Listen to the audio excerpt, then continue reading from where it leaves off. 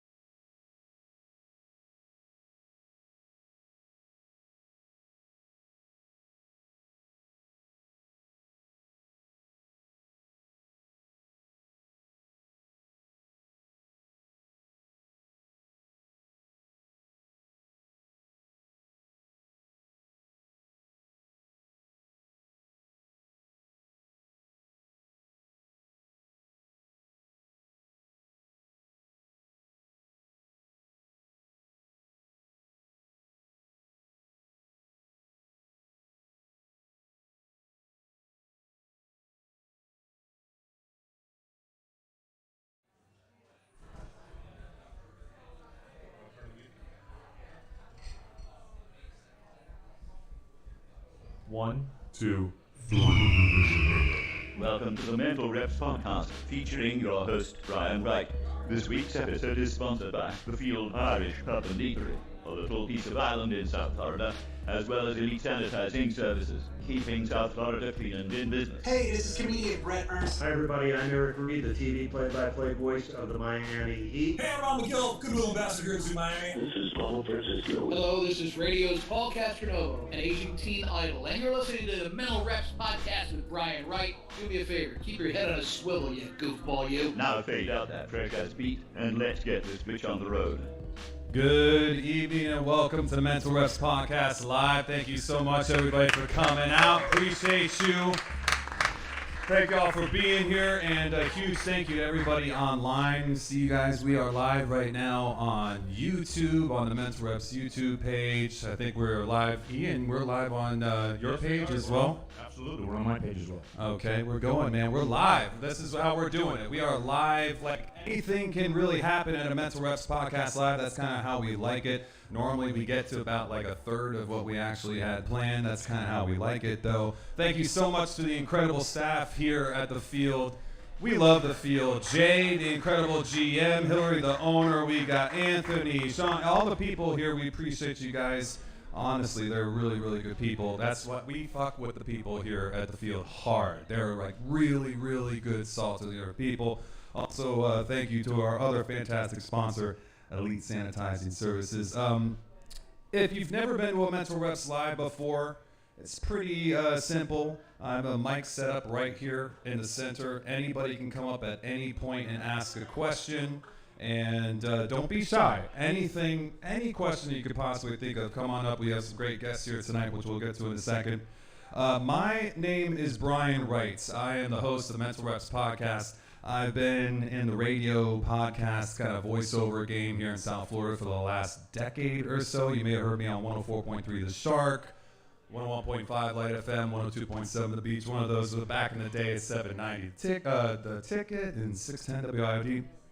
This dude right here directly to my right, very funny comedian here, works in South Florida. This dude sets up speakers and on like the sidewalk and performs comedy for people. He's a real true hustler. I really like this guy's work ethic. You may have recently seen him on the hugely popular live comedy podcast called Kill Tony, and he's been one of those rising comedians here in South Florida. And I want you to give it up for my man Freddy Finnerty, everybody. Yes, man. Thank you. Very Slow interesting. rise to the middle. Yeah, exactly.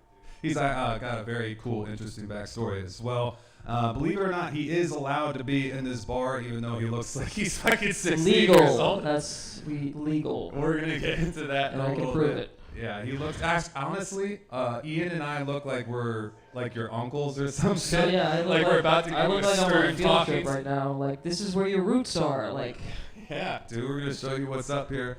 And my man over here to the far right, from the hugely popular band, the Irish Rovers.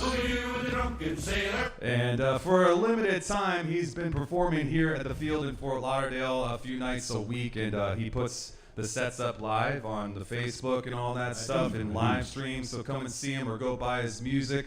If you haven't already, you'll be glad you did. He's got a hell of a backstory. He's a hell of a musician. Amazing talent. Everybody, please welcome Ian Millar of the Irish Rovers. Well, thank you very much. Thank you so much for coming on, dude. Good to be here. How's it feel to be on the stage without a guitar in your lap? It's the first time in a long time. Well, we're just going to shoot the shit a little bit, man, and have a good time and get to know each other a little bit. And really honored that you come on. How adorable is Freddy, by the way? Look at him go. I'm so adorable. A little Irish, a true Irish lad. I thought maybe you guys would get along. Freddy's It's the red hair. It's the red hair. Yeah, right. Yeah, dude. And I don't know for sure. I'll just imagine that the carpet matches the drapes, so we can just skip over that. Don't worry about that. Freddy's good shit. Just a couple dudes kicking it. You're gonna perform at halftime, Freddy. Yes. So people can look forward to that. He's gonna do a little stand-up set at halftime. Ian, again, perform here. You're Thursday through Saturdays, right? Thursday, Friday, Saturday. Yes. Thursday, Friday, Saturday. Coming up a year now. Yeah, dude, I know, man. It's been a crazy year. It's been a hell of a year. Let's start off with that. How's everything going with Irish Rovers right now? What's the status of the band? At this stage, we on the last tour that we had, which was last March, we only canceled 2 concerts. Oh, wow. And that was up in Canada. So, but it was like 5,000 seats and 2,000 seats that had to be canceled. But they don't give their money back. It's called rescheduling. Yes. Yeah. And so at this time of year, I would normally be on stage, on tour. And those tickets But are that not was- cheap, dude. Well, for the Irish Rovers, it's like no higher than In a 50. good way. I mean, you're a big draw. That's what I Yeah. mean. It's not too expensive. No, it's but- not. It's not outrageous. It's like $40 or $50. Yeah, man. It's like a week's allowance. Yeah, how dare you, Freddy. To come and see an Irish Rover show, which is it's a family show as well. Okay, yeah, dude, you guys, I mean, it's kind of hard to tell which songs are yours and which ones are like 300-year-old Irish folk songs because how does that work, by the way? Because you guys, I guess people just kind of go with their favorite version because some of these Irish songs are literally like a couple hundred years old. Absolutely, and it all falls under public domain. And so when the Irish Rovers do something out there, we'll do something different to it and say it's arranged and adapted by. Something like this, a little, does it sound familiar? I think I heard this at the Renfest this year. Yeah, the pickle guy. You see the pickle Yeah, guy? yeah. That's from the Civil War. Yes, dude. I know, that's the thing. And you guys got some other great ones. Like, this is one of my personal favorites. Finnegan's Wake. It's got a good little vibe. I play this at the beginning of a lot of my shows, just so you know. It's just like, it's got a good vibe, dude. And, but he pointed something out to me, and you guys just met tonight, and I was just telling Freddie, I was like, Ian, he's like, dude, you're gonna love Ian, he's cool as shit. And, he's from the Irish Rovers. They got all these songs. And I said, The Drunken Sailor. And I was talking. Yeah. And he was like, hold on. He asked me if I've looked into the music or if I knew you guys. And, I asked around. A few people know you. I don't know you guys off rip. I'm obviously on the younger side of things. And You'd be surprised, actually, now at an Irish Rover concert, there could be 3 or 4 generations. absolutely, but It's like grandmothers and great-grandmothers bringing their grandkids in to see the show. yeah, I'm gonna be honest. If I went to the show, it wouldn't be, out of my own will. You mean your family be bringing you just because you wouldn't know yet? But Yeah, no, it's one of those things. Like my dad took me to a Rush concert, and I didn't know whether or not I'd like it. But now I'm a huge Rush fan. There you go. That's what it's all about. Yeah. The reason I brought this up is because he was like, hold on a second, they used the vibe of that Drunken Sailor song Yeah. for other shit. So this is Drunken Sailor, and he was like, they use that for SpongeBob. And I Yeah. looked it up. Here's SpongeBob. I heard it, and I was like, I've heard this before. I know the rhythm, I know the cadence. It's got a similar vibe. No, it's like one of those background music, like scene changes. So, I got a neat story for that song there. Oh, please. I work on the cruise ships as well. I'm a guest entertainer on the cruise ships. Oh. And Because the implication. And the ship that I was on, we docked in Falmouth, Jamaica. Great name for a town, Falmouth. Huh? I'd go there. I love It's it. probably good. And so I'm in the it's called Margaritaville, one of the part of the chain. And there was this young Caribbean dance troupe that came out and started doing all this pirate stuff and dancing. And all of a sudden my ears perked up and I turned around and they were playing Drunken Sailor. Oh shit. With me singing. I'm like, wait a minute, holy crap, that's me Did you singing. get any royalties? Oh gosh, no. What the hell, man? wish. Dude, I heard it on NFL films. They It's play the instrumental version when they're like, Johnny Unitas passes across the middle, and it's like, and I'm like, look at him go. Well, on YouTube, I think it's got like something like 20 million hits now. Damn, dude, Yes. that's insane. So obviously, yeah, Ian from very popular, but I know that your dad was an original member of the band, right? And you ended up taking over for him. How did that work out? About 16 years ago, my dad retired, so that's when I took over to try and fill his shoes. We have similar voices, and that started like back in 1964. The Wow. Rovers. Wow. Are you the only one who's sort of taken over for someone else's position, or is that like an occurrence? They don't have any original members. I'm so- in. There's only one original member left. So you guys are like Knights of the Round Table, but for like Irish music. Yeah. You just Awesome. gather together and put your sword at the table, like all pointing towards the center. It's like one guy's got Camelot. like his bow for his. fucking So there's fiddle. my cousin George Miller. He's the standing original, and I'm kind of the legacy. Oh, okay. All right. I like that. So how do you like life out on the road? I mean, when did you hop in? I'm happier on the road than I am sitting at home. Really? I prefer living out of a suitcase. Yeah. You're just Than I one of do those, you're like sitting at home. a salty dog, dude. You see be out there at Absolutely. sea. And it's Do you guys like call it like life on the road, or for you guys is it like life on the ocean blue? Absolutely no. But I feel like they are going out of their way to talk louder. Really quick. I'm sorry. This is like super duper loud here. Sorry. Go ahead, Ian. But it's I'm there for the roar of the crowd and the smell Hey, of do the you have a question? incense. The crowd. Hello. Go ahead. We got a question. Ian, Yes, dear. first of all, you don't sit at home. You sit here at the pub. Well, okay. That's Yeah. Interjection. well until I Sustained. get to the pub here, I sit at That's a home. good point. Dude, all right, let's get into this for a second, and I want you to be honest. I don't want you to hold anything back.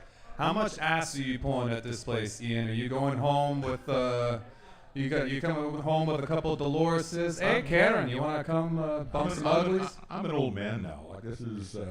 That doesn't mean that you don't need to, get that pickle wet every once in a I while. still have my Pickle wet. urges. I still have my urges, and that's why I come in here. When there's Yeah, that's Everyone what I'm needs to- saying. Everyone needs to pickle a cucumber every now and then. That's what I'm saying, dude. I mean, you bumping uglies in the bathroom in between sets. What's when I'm happening? on the road. Just on the road. Okay. Not We at call home. that Not brine at home and here, when I'm on wine. the road. Brine and wine. What'd you say? It's just a little bit of wine, and then you take the cucumber, you stick it in the brine. Yeah, just to see how it feels. Just a little Wine and bit. brine. Just a little bit. I love it. For those who don't know, let's start with an easier one for you, Ian. Where were you born? Tell us a little bit of your backstory. I was born in a small town called Ballymena in County Antrim in Ireland. Ah. And our family, we immigrated to Canada, actually twice. First in '63 and then in '67. Damn. Why twice? Because my mother got homesick and we went back home to Ireland. And then she said, "Oh, to hell with this! I want to go back to Canada." It was like all of a sudden. What made you guys want to leave, or your parents It's want to leave? always the same reason every immigrant is looking Yeah. for something better for themselves. I mean, in Ballymena at the time, there was you either worked for the mill or you worked for a factory, Mm-hmm. and that was it. Yeah. So Irishmen weren't super popular in the early 20th century. Well, it's the biggest export from Ireland is people. Yeah. And that started back in the 1800s. So it was that's what they were turning around and saying their biggest export was people, and it was like all over. They were calling them like the 10-pound travelers. So like they would pay them £10 to colonize, to go to Australia, New Zealand. Yeah. That was back in the 1800s. Damn. Okay. So, but we immigrated. So the second time was in '67, and that was just at the time when the Rovers had their big hit with the Unicorn. yes. Yeah. So the Unicorn song that became a big hit. They recorded it in '67, released in '68, and became a massive hit. And that changed everything. I feel like I would have loved the '60s. First off, like that was an incredible time in my life. When we first immigrated here, my dad, like '65, the Rovers ended up leaving Canada and going down to California, Okay. and that's really where they got their big break. Was in outside of San Francisco, and it's a great. Okay, the story is. Flowers in your hair out there. I love it. All right, get into it. Yeah. So the story is they drove down in a 1954 Jaguar. Go ahead. 1954 Jaguar. The four of them, all their instruments and suitcases, crammed into this car, and it broke down in Sacramento. Huh. But it broke down outside an Italian restaurant. And so they walked in, and unbeknownst to them at that time, so the car broke down, they walk into this restaurant, and it was owned by two Irish guys. And they literally were singing for their supper. And they Tale as old as time. were staying in a barn out in the back, and that's how they got their start. Wow. Damn, that's It's crazy. incredible. That's insane, dude. Yeah. Okay. That's a true story. So there are like all uncles and brothers. Every member is related in the band. Two brothers. My dad was a cousin to the two brothers, and Okay. a friend, Jimmy Ferguson. That's the original Irish Rovers. That's sick. Okay, so you gotta tell us some like crazy stories from out on the road with these guys. I mean, tell us a crazy road story. Well, You, they're all older now. We're all older now. There's not that many crazy things that go on. let me ask you something. You ever done psychedelics? Interesting question. When I was like 23. Yeah, been a while, huh? Oh yeah. But did that have anything to do with the path that you took in your life? No. No. But there's like probably 3 or 4 years in the 80s I don't remember.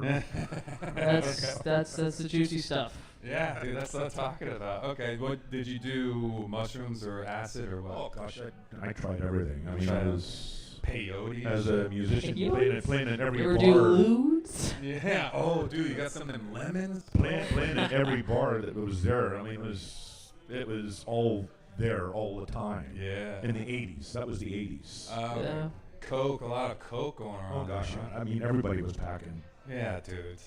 I mean, That's why I said it was 3 or 4 years in the 80s. I don't remember.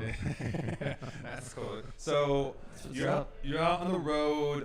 You got this family in the band. I mean, do you go back to Ireland often? I mean, do you live here now? I mean, this is your spot. I live here in Fort Lauderdale. Yes. Okay. I live about 6 blocks from here. That's what's up. I was gonna say, dude, you and Peter. Is Peter here? Because I feel like you and Peter. Oh yeah, he's always here, and you are always here. So I'm like, do you guys have like a bunk bed in the back or something? You guys kick it in? Because I don't think I've ever been here. No, that's why I got an apartment close to here, so I can crawl home. Very nice. All right, Freddie. Let's talk to Freddie a little bit here. Look at him. Look at the innocence in his eyes. Look at him. It's a young looking man. So how old are you, Freddie? I am 23. 23 years old. It's the Jordan year, you know? What'd you say? It's the Jordan year. It's the Jordan. Oh, Yeah, nice. 23. But like Blink-182, nobody likes when you're 23. You forgot about Yeah. that. Well, you know. Yeah, just saying. So you just performed on Kill Tony. Does anybody here know what Kill Tony is? Wow, that's They know. I'm surprised. Yeah. Yeah. Oh, you went to go see it, Mike? Did you? Were We you saw at, it live? Were We at you the there Friday when show? he went up? Saturday's off. He was up on Friday the show's where it's at. Yeah. So, okay. So anybody who doesn't know, basically, Kill Tony is Tony Hinchcliffe is a very popular comedian. He's got this live comedy podcast. What he does is he'll get people to sign up, put their names in a bucket, and he'll call names out of the bucket, and they'll come up on stage and perform a minute of stand-up. And he will sit there with his celebrity guests and judge them on how well they did. He went up on Saturday night And who was the guest? Was it Jimmy Schubert? No, I didn't go up on Schubert night. I went up on Friday night, and the guest, I don't know his name off the top of my head. I know he worked with Hinchcliffe on a lot of different roasts. Okay. But what was that project? I mean, what was that process like, really? Because I know for anybody who's Benji Aflalo. Oh, okay, Benji Aflalo. So, to be a stand-up comedian and go up on stage in front of one of your, somebody that you look up to, obviously, and Tony, how did that feel? What was that process like? It was strange. There was a lot of comedians there who like to say, I'm going to go, group of friends, or I'm going to sit at the big table, and we're all going to wait for one of us to get pulled. Mm-hmm. I just went by myself because I had the one ticket. I didn't have any plans, so I was just in the back. It's stupid. I felt like a comic. I'm like, yeah, fucking, I'll sit in the back. I don't need to be up front. Mm-hmm. And, I'm just waiting. And I said to myself, I'm going. I'm not here to watch the show. I'm here strictly business. It sounds ridiculous, but that's what I told myself. And then, like 7, 8 people in, no comics. They called me, and just everybody I knew fucking blew up. And from there, it was just tunnel vision. You know your jokes. Just do them. Don't sweat it. And then once that's over, it's just answering some fucking questions. That's cool, dude. I mean, I think that it was funny is he was saying that, like, you looked like you were his son or something. Yeah. But he... I think that from what I've seen and a little bit that I've seen of you like online, and you are a hustler. Like, I appreciate that about you. You get out on them streets, you set up a fucking microphone, and you just go to town. Like, what's that process like, and what kind of reactions do you get when you just set up a microphone on the sidewalk and people walk by, you're trying to do stand-up? It's one of the most like simple and yet idiotic things you can do. It's like you have a guitar amp and like a fucking and just a mic that goes in. Ooh, this looks like if Fisher Price put together a stand-up comedy set.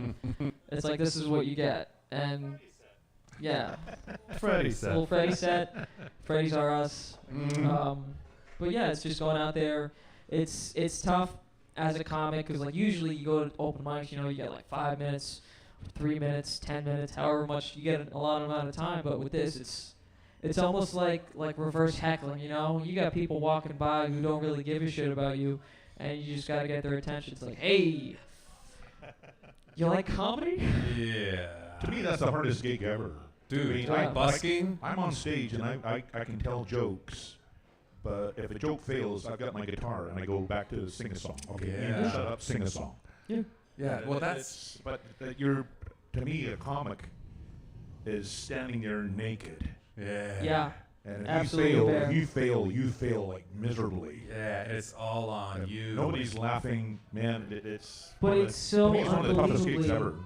It's so unbelievably good, like as a muscle or as a like building callus on your hands, because like the rejection's hard or whatever, but that's the point. That's like the place, the platform where you just get rejected. You build that callus, so like you don't even feel it. It's like, all right, well, fuck you. You're also working for the laughs. Yeah. I mean, like I said, you're there for the roar of the crowd and the smell of the grease paint. Yeah. I mean, and that's what an entertainer is. Yes, but like he's that callous dude. If he gets them laughing, that makes his night. Yes. Yeah. He's gonna walk off stage going, "Fuck, that was amazing." Yeah. Fuck yeah. 100%. I had the whole crowd in the palm of my hand. That was It's amazing. fucking My Little Puppets. It's so insane how that is how it is, right? I mean, musicians and comedians are very similar in that sense, but like so different that. Comedians, you have to think of something new and fresh, and you can't rely on the classics and whatnot. It's not like I've been telling the same jokes for 50 years. Yeah, you could do it. You just have to know how to do it. Like you can get away with it if you know how to dress it up with like a crowd who like some crowd you can tell that you're being disingenuous and that this is like quote unquote. But then there's the ones where like you're just like shooting the shit with them and fucking just saying whatever comes to mind, and then you could sprinkle in some punchlines. But it's also nowadays more comedy now is more observational comedy. More like it's not just joke telling, but it's like What's your writing process like, Freddie? I hear you. I'm not really a developed comic with a solid process. My brain jumps all over the place. Like You write on right stage? now, not really. Right now, I'm doing a thing where I came up with like 4 ideas of just talking to people, and I'm kind of workshopping them. I've had other jokes that are in my arsenal that I've just had an idea, very small line, single punch, like one-liners. Mm-hmm. And then there's other stuff where I've tried to write out a longer format, like a story, punchline here, punchline there. It just varies, I guess, on what it is, how it comes to me. Yeah. Well, I mean, that's kind of like that's your job, is to be able to find the ways in which like you can capture the muse or whatever, right? Exactly. Because it's not always going to come to you when you want it. Sometimes you're gonna have to capture it with like a little a net. Other times you have to sit down and grind it out, right? And sometimes it seems you gotta work on a joke. Yes, it's a job. You gotta like build it and then know how to place it. Yes. I opened up like way back in 1986 for Jerry Seinfeld. Oh, wow. Shit. Wow. And what's the deal with the Irish Rovers? What's the deal with bangers and mash? No, but I did it on my own. You're a drunken sailor. So no, I did it on my own. So I did my own stuff, and then Jerry Seinfeld came on, and his stuff was like so different than all the other comedians were doing, like shock comedy. Yeah. Like fuck was every second word kind of thing. Like Jerry Seinfeld came on in a suit, tie, and everything was super clean. The place was packed. It was in the Commodore Ballroom in Vancouver, British Columbia. Oh. So it holds like 1,000 people. Damn. And it wasn't packed for him. What year was this? 1986. Oh, okay. All right.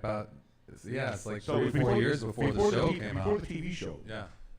So he was still like, I mean, he had been seen on Johnny Carson and the other late night shows, but he was like one of the cleanest comics ever. There was never a swear word that came out of his story, but it was all observation comedy. Yeah.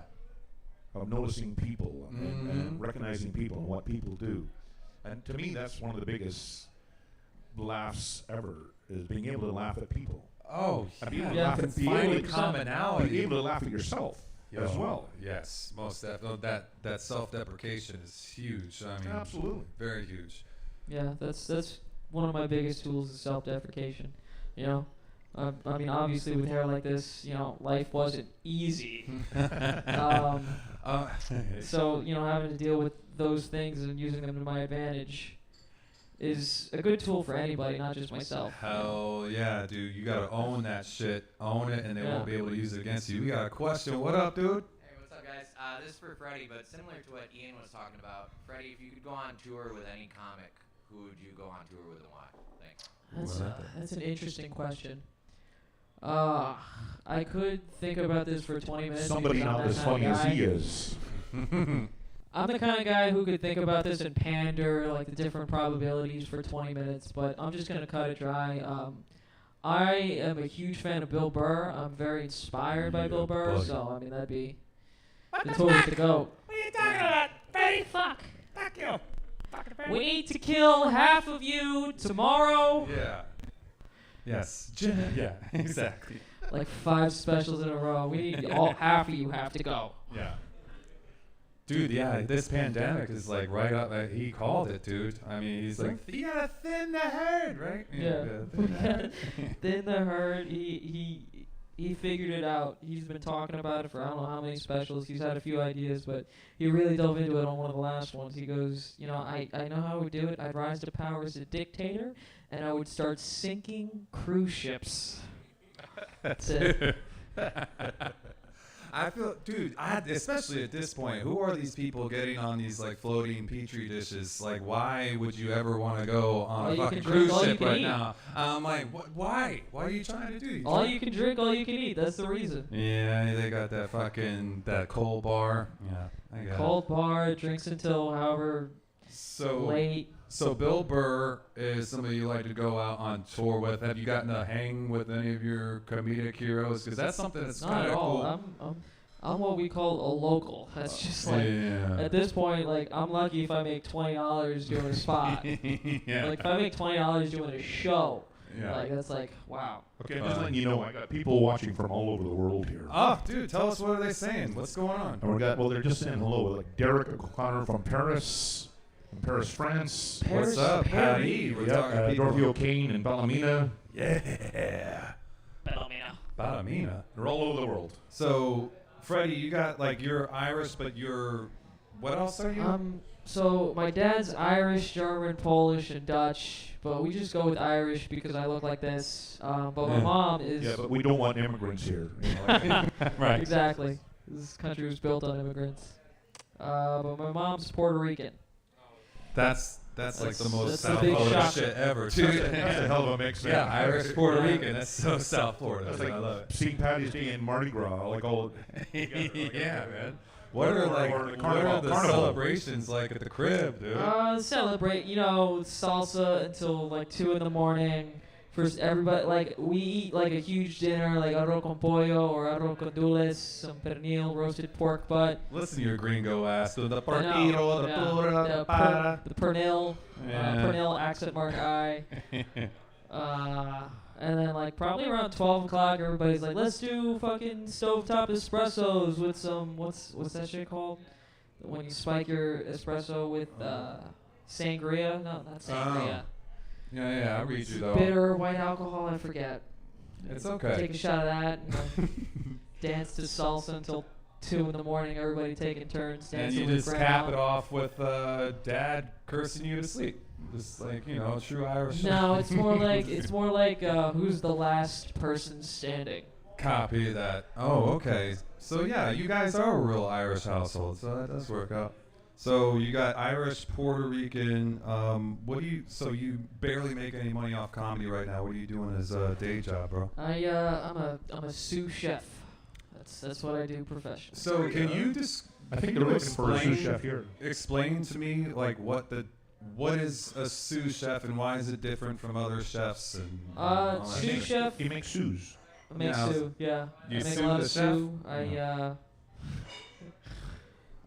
Sous chef. Sous chef, as the lore of sous chefs, like if it's every sous chef in America were to describe our job, it's to do the job of the executive but not get the credit. That's what all sous chefs Oh, do. yeah. It's a true job. Yeah, exactly. Yeah, you know that feeling? Yeah, copy that. I feel like all of us do to a certain degree. Anybody who's had a job. Like, Yeah, I was talking hero. to her the other day, and a buddy of mine, I'm like, it is incredible the poor management that people have to deal with on like a day-to-day basis. You have a job, and your boss, who happens to have that little AA degree up on the wall or whatever, and he's just like telling you what to do, and a complete asshole, completely incompetent, doesn't know what the hell they're doing, and you're sitting there, you don't have the freaking AA on the wall, so you're sitting there listening to this guy telling you what the hell to do, and it can drive people literally mad and crazy. The older I get, I feel like the less I can deal with that. Like, even when I collaborate with people on projects and stuff, I'm like, there's too many chiefs and not enough Indians, man. I can't handle this shit. How is it like trying to deal with that in a hot kitchen and deal with all the bullshit? Well, and then you're like, I got a spot tonight. Like I gotta do, first off, spots. I'm lucky if I can think about doing spots in the middle of a shift. That's probably a relief for you, like when you finish your shift and okay, I'm Oh going yeah, to, spots I'm going after to open work. mic now, Spots after work are like hitting that right vein. Like, oh yeah, Daddy needs some juice. Can I borrow your That's my belt? lifeblood. Yeah, I mean, it's not doing my job is only difficult when I feel like the whole world is on my shoulders. Other than that, I mean, I've got a pretty good team. I work my ass off. People see that, they respect it, and I generally get that in return. So, it's not like I'm out there saving the world on my own. All right, I read you. That's cool though. Like again, did people recognize that you're a grinder and a hard worker, Yeah. like I did, just off of seeing your shit online? I was like, look at this little Irish fuck, this red hair. He looks like he's 14 out there on the sidewalk doing comedy. I like that high shit. School to go do a I like walk on that the because street. those are those sacrifices that you have to make in order to make your dream come true. And people want shit to happen overnight.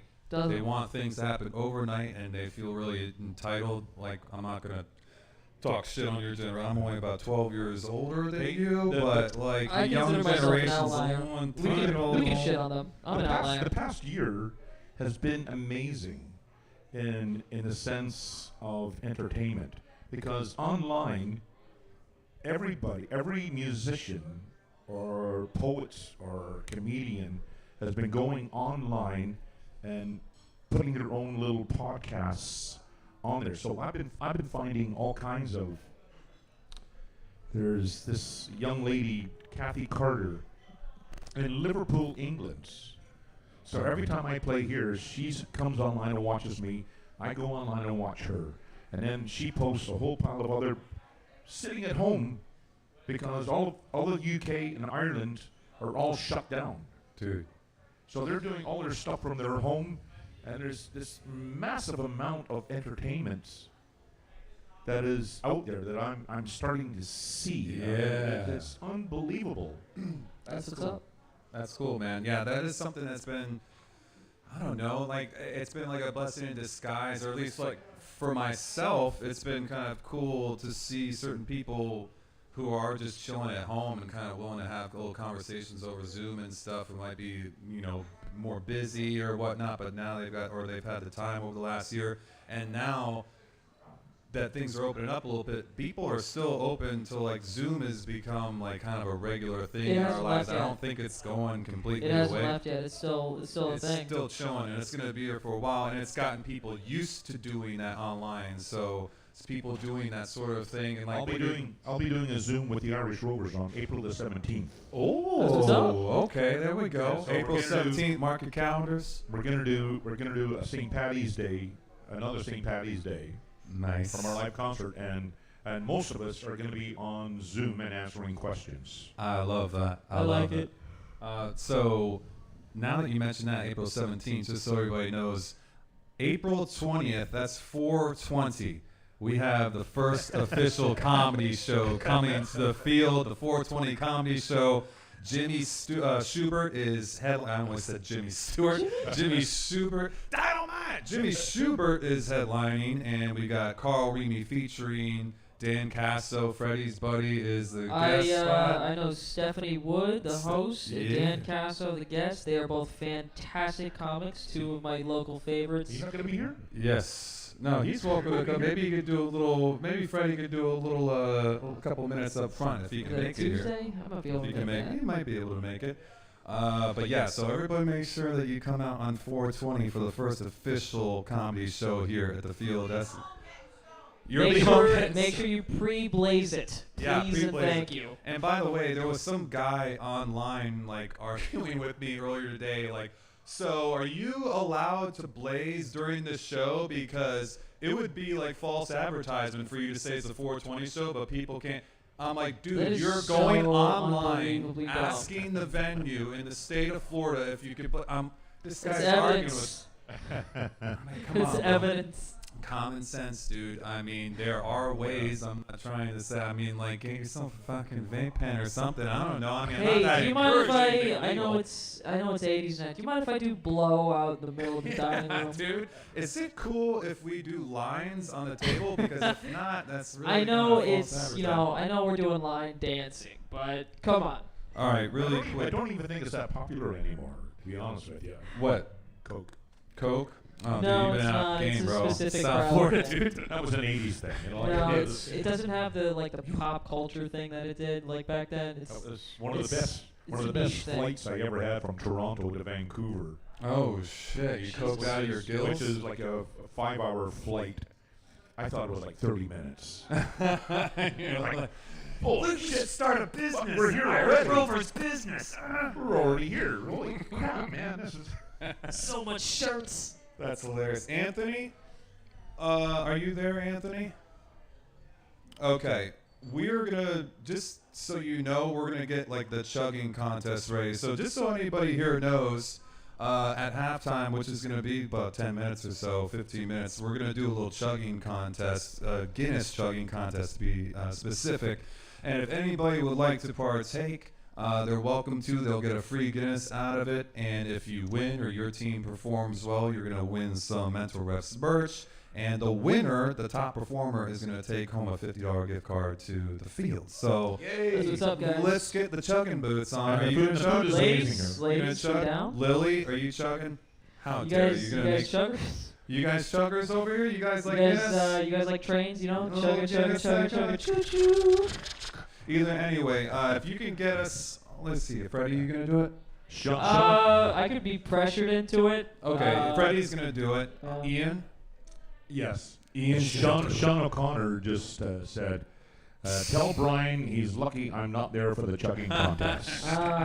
Well, he's Big yet chugger, to is beat he? me yet, so still, I mean, he's talking a lot of shit, this guy, Sean. I mean, Is dude, he, every time you say, oh, I'm on the wrong team, I'm like, dude, I mean, the results speak for themselves. He's yet to beat me. All right, Sean. But you notice how he's not here tonight, so it's like he's online, like, oh, you're lucky I'm not there. Sean, Noted. where you at, dog? Like, you talking some shit, but you're not here, so I love it. All right, yeah, if you can get us. he's got the night off. You gonna do one? 1, 2, 3, 4, Absolutely. 5. Who else is doing one? You guys want to do Guinness? 6. All right, we're gonna do. Wayne, you doing Neymar one? Jr. Come on. Huh? Yeah, dude, you're gonna do one, right? You do a little Guinness? You're wearing a Neymar Jr. Yeah, you'll jersey do a and you're Guinness. hiding. Yeah, you'll do it. All right, we're gonna need at least 6 Guinness, and if anybody else wants to let Anthony know that he can add to that list, but if you guys can get those going, is Anthony back there? I can't see him. Okay, Anthony, get us 6 Guinness if you don't mind. All right, really quick. So we just like to have fun here, obviously, just talking some shit. But we do something that we get into from time to time. Anybody who's listened before, this is called Mental Reps. It is about like overcoming shit. Everybody will, again, nobody is going, anything in life that's worth going after, you're going to have to grind, you're going to have to work through some hardship. And I know both of you have had interesting backstories and things that you've dealt with in the past. I know that you dealt with cancer when you were younger. Absolutely. Was it leukemia? Yep. Leukemia. And I wanted to ask you just a little bit about that, if you could shed some light, because, dude, I was thinking, man, kids are such, pardon my French, everybody, kids are such cunts nowadays. They are such assholes. We and I can only are imagine. 100% cunts. Yeah, dude, absolutely. So tell us what it was like growing up, going through those hardships and dealing with kids, just all of it, man. What was it like? Well, I mean, if I'm being honest, it made me 100% way more cunty. Yeah, dude. I believe that. When people are cunty to you, you end up retaliating with country. Yeah. It affected me in a weird way, you know. When I was diagnosed when I was 2, if you don't know, you know, it changed me psychologically in that I stopped communicating with people. I was diagnosed selective mute, as in I would only talk to people who I like trusted or in my brain deemed safe, quote unquote. I get that.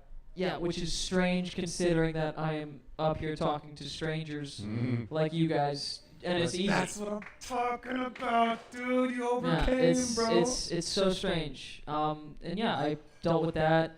So that probably started for me in preschool, and I dealt with that until the 3rd or 4th grade. So it was until I was like 10, 11, from the age of 2 or 3. So it was a long time. And another thing is this completely strange. Obviously my taste buds were altered, and I was such a picky eater. Like I would put ketchup on steak. And I'm a chef. no. Like that's sacrilegious. Yeah, that's. And then now I've taken these two That's things. America. Yeah, that is America. America. Don't start talking shit about our country. America Ian. catch up on everything. Oh, we suck. It's okay. In the UK, we put HP sauce on everything. Oh yeah, dude. Well, you put your freaking French fries and mayonnaise and shit. Absolutely. That's the closest you can get to poutine in this country. Oh. Hold on, get up on the mic, Poutine? Wayne. Ask us on the mic. What'd you say, Wayne? We can't hear you. Go up on the mic. Ask the question. Don't bash the ketchup. What's up with the vinegar on the fries? Oh, vinegar on the fries. Vinegar. Yeah. You ever have dude. salt and vinegar chips? It's the same thing in a different form. Yeah. Okay. Yeah, I don't know if I feel comfortable with that. Do we have? Are those Guinness coming along? They're coming. Thank you, sir. Are you gonna do Yeah, Stella please. instead? I guess. Do you want to do something instead of Guinness? I mean, Okay. Yep. Too late. Too fucking late. all good. Hey, it's a meal. It's a meal. You're gonna Yeah. get a meal. Yeah, It's buddy. a You gotta drink it like a milkshake, though. You can't drink it like a regular beer. You know that, right? I mean, yeah, I Kinda. knew that, but you also said chugging contest, so now I'm confused. No, it's just chugging. It's just Chugging. drink the whole thing. Yeah, you gotta drink. He said it's a meal because it's like it's a It's lot. full. Guinness. It's full. Like yeah, It's it's filling. filling and It shit. has an active culture in it. Yeah, it's good for dude. you. Yeah. Science. They It is prescribe science. doctors prescribe this to pregnant women in Ireland. Science. Science. Hold on. You know, I actually did fucking. Da- Oh, I actually. Scientist. That's what's up. Science. Thing. I love that song just because he never We're says kind of- science. Gotta love the '80s. He never says science the same way twice. Yeah. Oh, good call. Never. Since in motion. Interesting. Do you know that Blister in the Sun? Do you know what that song's about? No, I don't even know if I know the song. Do you know what that song's about? It's about masturbation. Big hand. No. I know you're the one. Yes. Do you know also Jackson Brown's? I love Jackson Brown. Jackson Brown, the song Rosie. Okay. That's all about masturbation. Really? Rosie, you're all right. You wear my ring when you hold me tight. Rosie, that's my thing. When we turn off the lights.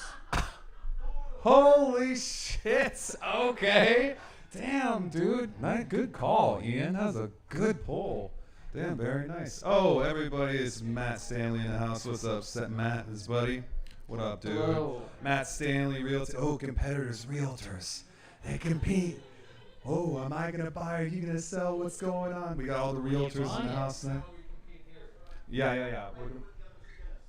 What did he do with the other two? Oh, okay. Indy right there. Oh, right here. Yeah, I'm sorry, Lily and your husband. What's your name? Jason. Hands up. Dude, I'm so sorry, Jason. I know your freaking name. Jason needs one. Right there. Matt will take one. He'll take one. I'll take another one. Yeah, I know that's gonna be gone in a sec. That's what we call a Hurry handicap. up before this is gonna get stale here in a minute. I know. Well, we gotta let it settle for a second here. Mine's, We're gonna let it mine's settled. There we go. So yeah, kids and shit, growing up, dealing with all that bullshit, you coming out on top. So what kind of spurred you into being like going from that into being like, yeah, my living, I would like to stand in front of people and talk for the rest of my life. That was a long development. We're talking about like getting acclimated into like regular social interaction. Obviously, like fucking, 7, 8 years of not talking to people. You know, you don't really understand social norms or anything like that. So it took me a while to catch up with stuff like that. And I remember specifically, my dad showed me a Bill Burr special, probably like end of middle school, early high school. Way to go, And then Dad. from there, the obsession took on. And then I probably realized, like, oh, I could probably do this for a living if I really wanted to and, work at it. That probably hit me at like 19, 20. I love it. So yeah, dude, you're still a little pup. You're like a couple of 100%. years in, a few years in. You're still figuring it out, and again, it doesn't happen overnight, dude. No, it's a Like long you're gonna grind. have to grind, and you're gonna keep on having to do those fucking cheap ass little sets and everything. Hey, But I've been that's I've all been part doing of this it. since I was 15 years old. Yeah, dude, that's part of the game, right? And it's like you play every bar you do, you take every gig. You got some wisdom that's for him? Possible. Yeah. Just keep going, man. Yeah, That's all you can do. Just keep going. That's what I would tell That's what anybody you love else to who wants do. to do it. You just keep going. Keep grinding. doing it. Like, Keep it's grinding. very straightforward. No ifs, ands, or buts. You want to do it, do it. If not, don't complain. I fucking love it. All right, everybody. Does everybody have their Guinness yet? Does Matt have his? Does Jason have his? Oh, you're waiting one more? You're waiting one more? Okay, we're almost ready. Make sure you let it settle. Where do you perform? That's right, Freddie. See, Freddie's figuring it out earlier tonight. I was like, dude, you shouldn't have brought it up. He's like, oh, okay. So where do you perform? I'm all over the place. Miami, Red Bar, Sweet Carolines. Fucking plug every single mic I do. I'm all over the place. Wherever I can get up, that's where I'm at. If I can go to Lake Worth after work and catch a late spot at like 10:30, I do it. If I can't, well, maybe tomorrow. You know what I noticed on one of your social media posts is Does anybody else know your mom's house? Do you know your mom's house? God. With Christina P. and Tom Segura? Jeans? Are your jeans high and tight? Are you a mommy, or you just know?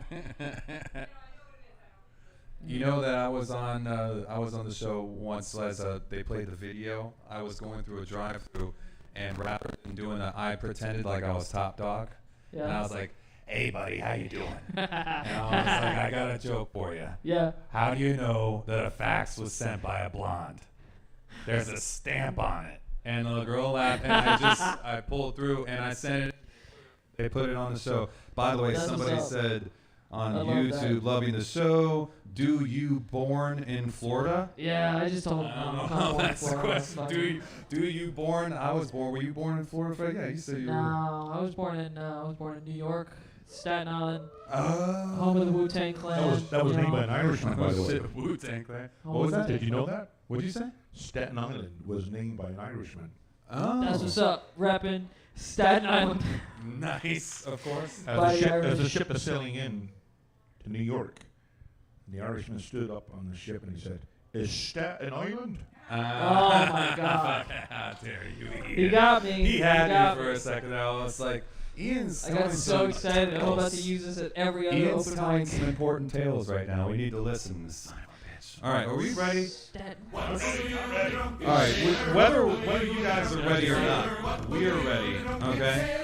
All right, so we're gonna make some teams. If you guys can, come up front here so some of the people online can see you. Stand right in front of here, just so people can see you. Say hi to everybody online in the camera there. Jason, get in here a little bit more. Say hi, just say hi. Okay. Hold on, we got 1, 2, 3, 1, 2, 3, 4. We have an odd number. So what we could do, because we got 7. We need an anchor. We need an anchor. Where's Sean? See Sean. This is why Sean didn't show up. Wayne, get over here, Wayne. Come on, dude. Drinking on the job. Wayne, get it together. You got your Neymar jersey on. I need you to represent. Okay, come over here by Jason. You're playing for Ireland now. We're going to do a quick contest, all right? You're not playing for PSG. You're playing for Ireland. Okay. Is that a PSG jersey? I can't tell. Okay. Yeah, hey, we'll do this. As long as you can get through half of your drink, then he'll start, okay? When you get through half of your drink, Is you that can start. vodka tonic? And we're going to start, what's your name, dude? Matt's friend? Will? We're going to start with Will, then it's going to go to Matt, then Indy, then me. That's our team. Over here, we're going to start with Wayne. You got to get through half your drink. Then Jason, Ian, and Freddie. All right, Freddie, you're the anchor, bro. It's you versus me as the anchor. All right, 3, 2, 1, go.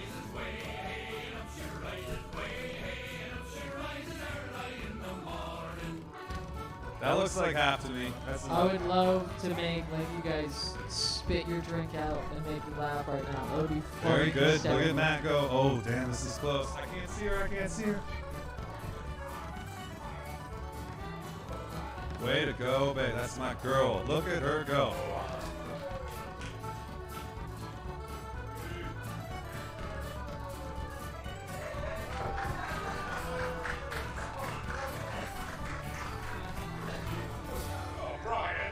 I'm sorry.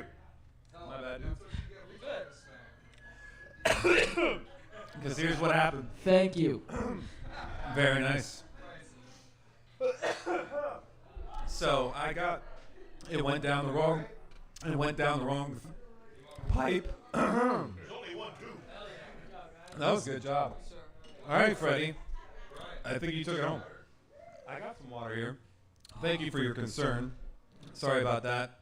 Basically what happened, it went down the wrong throat on the first gulp, and I pushed through all the way to the end, and then as soon as I was like, oh, I got it all down, so that was tough. That was tough.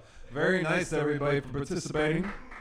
You guys won, so we're going to hook up Wayne and Jason with some Mental Reps merch, and I think I got to say Jason was a top performer.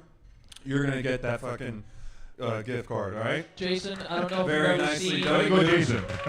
Avatar. I think you earned it. I saw it. I saw A you. champion. A champion. I gotta say, I'm very disappointed in myself. Anybody can see the past performances. That was not indicative of my skills. I'm so sorry to everybody. Thank you. Hey, You help like the team. that? All right, this is what we're gonna do. We're gonna take like a quick 5 to 10 minute break. We're gonna come back. Freddie's gonna do a couple minutes of stand up. We're gonna do a tight little ending here, or tie a bow on this bad boy. Everybody on YouTube and Facebook, don't go anywhere. We will be right fucking back. Appreciate you guys. Be back in a couple minutes.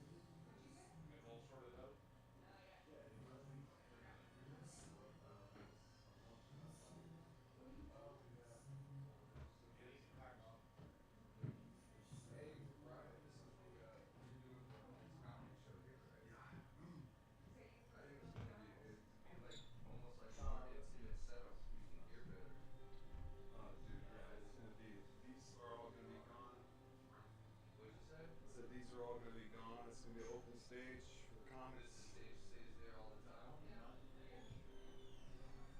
I think this is a lot better because you don't have to like.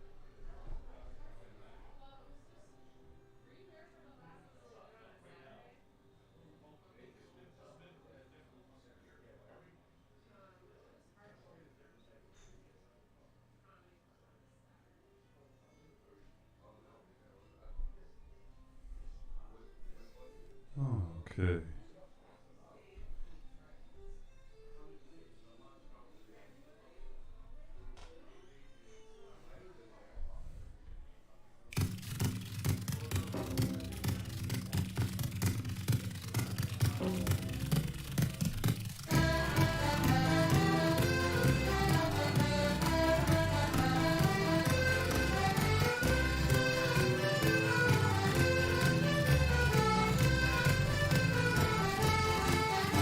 Tim Finnegan lived in Walking Street, a gentleman Irishman, mighty odd. He seen a rogue so soft and sweet, and the rise of the world he carried the hunt. Tim had a sort of tippling way, but the love of the liquor now he was born. Help him on with his work each day, and throw that creature every morn. Whack the arrow, Bessie, partner with the flow, your trotter shake. Wasn't it the truth they told you? Lots of fun that Vegas way. One morning Tim felt rather full, his head felt heavy, which made him shake. Fell from a ladder, he burst his skull, so they carried him home as cost away.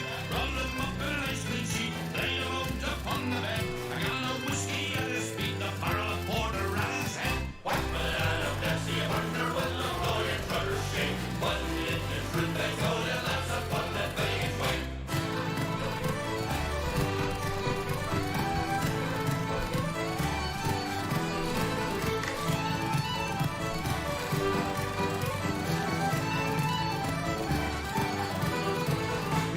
Assembled at the wake, and Mrs. Finnegan called for lunch. First they brung in tea and cake and pipes of tobacco and whiskey punch. Billy O'Brien began to cry.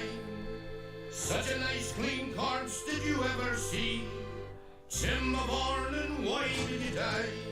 Ah, shut your gobs at Paddy McGee. Whack the banana, Dempsey, a partner with the flow, your trotter shake. Wasn't it the truth I told you? Lots of fun that Vegas way.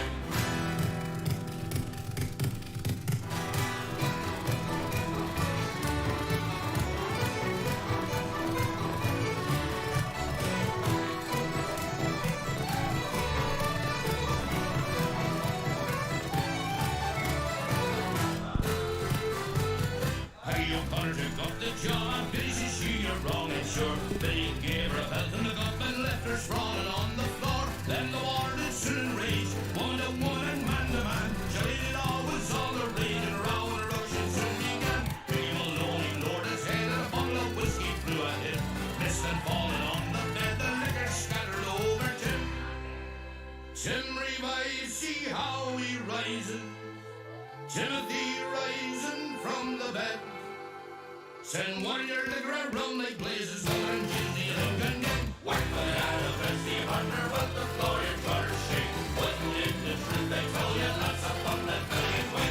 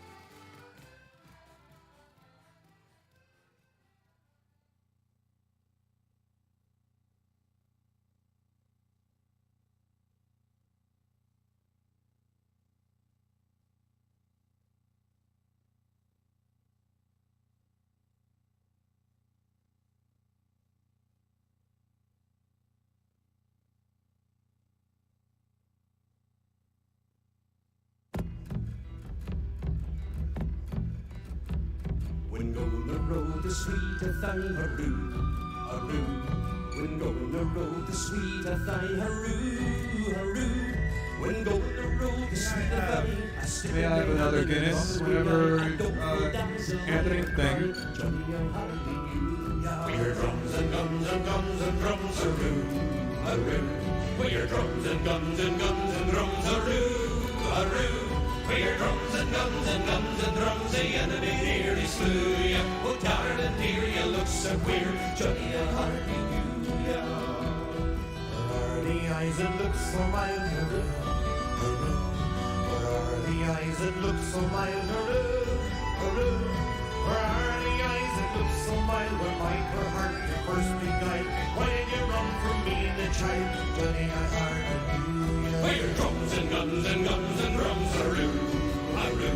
By your drums and guns and guns and drums, aroo, aroo. Hey, by your drums and guns and guns and drums, the enemy nearly slew ya. Oh, darling dear, you look so queer, Johnny, I hardly knew ya. Where are the legs with which you run? Where are the legs with which you run?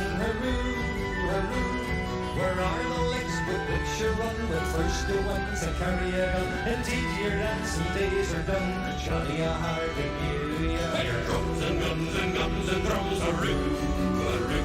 By your drums and guns and guns and drums, aroo, aroo. By your drums and guns and guns and drums, the enemy nearly slew ya. Oh, darling dear, you look so queer, Johnny, I hardly knew ya. You haven't an arm, you haven't a leg, hurroo, hurroo.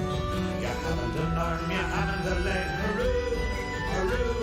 You haven't an arm, you haven't a leg, you're an eyeless, boneless, chickenless egg. You'll have to be left with a bowl and bag. Okay. We are back. Thank you everybody online for waiting. Thank you guys here for staying with us and hanging out a little bit. I was really disappointed with my chugging contest. That was bad. That was bad, and I apologize to everybody here for witnessing that. All right, here's the deal. Follow us on social media if you wouldn't mind. Mental Reps Pod on Instagram, Mental Reps Podcast on Facebook, Mental Reps Show on Twitter, and that helps us out a lot. We also started our own Patreon page. Finally got the Patreon page started. And we have tiers starting as low as $3 a month. That helps us like pay the bills here at the podcast. It helps us out a lot. So anybody who wants to do that, you're gonna get shout outs on the podcast. We have different tiers where we can be involved in podcasts and all that good stuff. You can go check it out again. The Patreon/Mental Reps podcast, mentalreps.net. We got all the merch there as well. You can see all the podcasts. Everything is there for you right there at mentalreps.net. This podcast is always going to be free, but those are ways that people can help support the podcast and help us pay some bills and all that good stuff. And here's the deal, everybody. We finally got to the point. My man Freddy Finnerty, very funny comedian, rising up the ranks here in South Florida. Everybody, I want you to give it up for the comedic stylings of Freddy Finnerty. Give it up for Freddy. It's my man. Hello. Yes, thank you. How are we doing? How's everybody doing?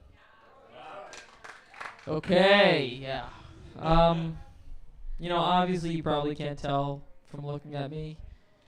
You already know this, but I'm Puerto Rican. I don't look like it. My full name is Frederick Charles Finnerty IV, I sound like I own a castle.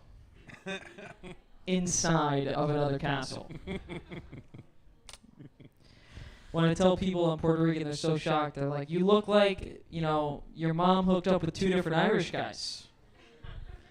And they both won. It's a good joke. I love that joke. I love being Puerto Rican though. I love the heritage, I look to my family for that sense of heritage. Like my grandfather, he grew up in Manhattan in the 50s and 40s. So anytime he gives me advice, it's gotta be in rhymes or syncopation, you talk like this. He says this to me all the time. He goes, hey, you ain't got the flow, you gotta go. Are you a SoundCloud rapper? He loves this one. He goes, hey, keep the faith. You can't keep the faith. Keep the rent. I live at home. There's no rent that I'm keeping. Yeah, but being Puerto Rican's great, you know, as professionally as a chef, because we love food. Like, our culture is based in food, specifically pork butt, you know? It's a weird clap. That's a weird clap. Fuck yeah, pork butt! Like, chicharrón! You know, fucking the one fucking Spanish guy in the field, the Irish pub.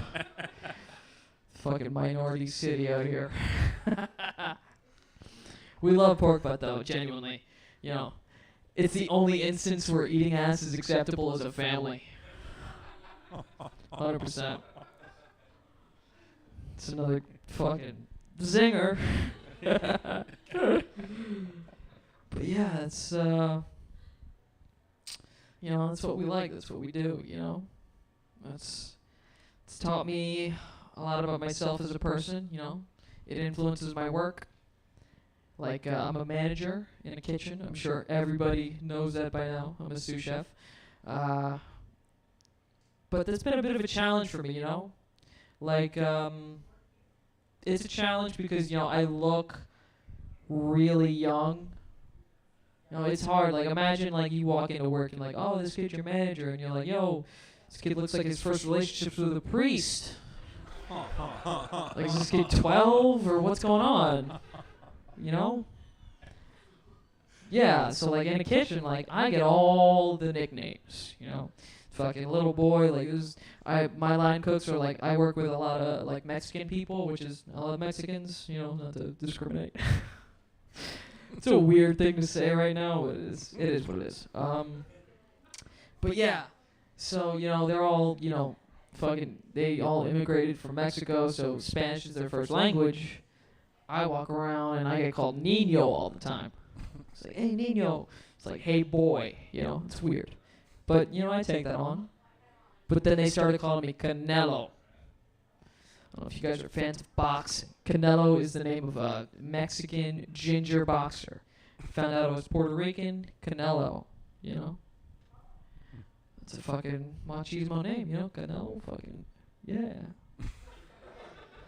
But then they started calling me Canelito. Small Canelo. Oh.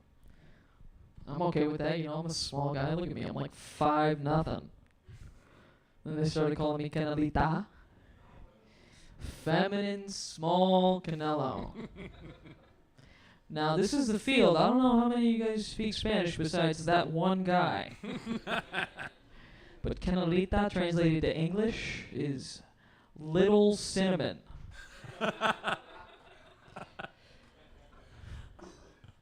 Do you guys know what it's like to be called a fucking like a shitty stripper?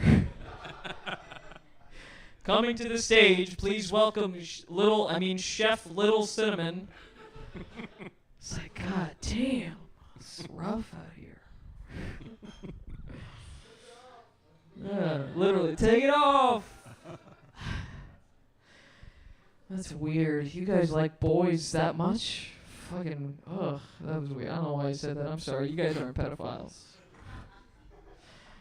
But yeah, that's what I deal with on a day-to-day basis. It's not too bad though, you know. There's a lot of good things in my life. I'm in a fairly new relationship. You know, we're going on 7 months strong.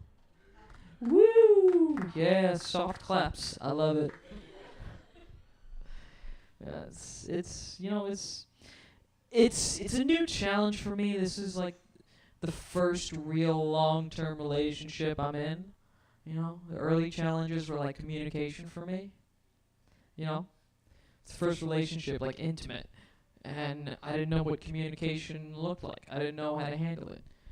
I was worried, you know. I was worried that, I don't text within 24 hours. She sends out an Amber Alert for me. You know? Your phone just goes off. You look at it. 12-year-old looking 23-year-old. Aw, like, fucking, it's a joke. 12-year-old looking 23-year-old. And he's driving a Kia Forte 5 because his mom says they're safe. It's rated on Kelly Blue Book. With custom rims. That's Wow, that's a lot. Yeah, you know, that's what we're dealing with. But, you know, like I said, it's my first real intimate relationship. You know, 22 years, I've been looking like a boy, you know. I thought it would change how people perceive me, you know. Before this relationship, I'd walk down the street, people would look at me, they think like, yo, it's a tired-looking 12-year-old. I thought that would change with this new thing, you know. I thought it would revitalize me. But now people look at me, they're like, yo, this 12-year-old looks like he fucks.